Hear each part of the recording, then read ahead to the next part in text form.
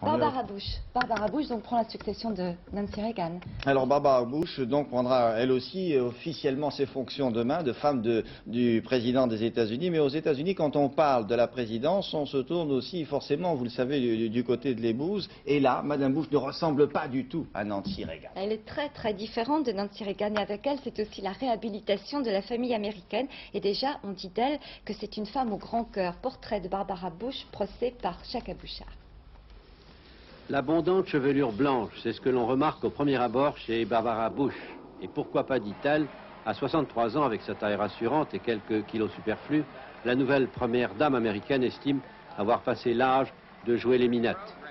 Robe sage, talons plats et collier de fausses perles à 500 francs, Barbara Pierce, née dans une famille aisée de l'État de New York, a toujours privilégié la simplicité depuis son mariage à l'âge de 19 ans et ses tribulations d'épouse d'homme politique.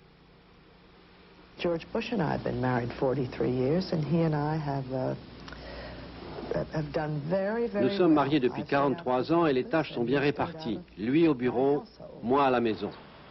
5 enfants, 10 petits-enfants, c'est une véritable tribu qui va faire irruption à la Maison Blanche. La vénérable résidence présidentielle n'avait rien connu de tel depuis les Kennedy. Barbara Bush veut faire aménager une salle de jeu pour tout son petit monde. Cette grand-mère gâteau est aussi une personne très engagée dans 3 domaines. Lutte en faveur des illettrés, des sans-abri et des victimes de la leucémie, maladie qui avait emporté un de ses enfants.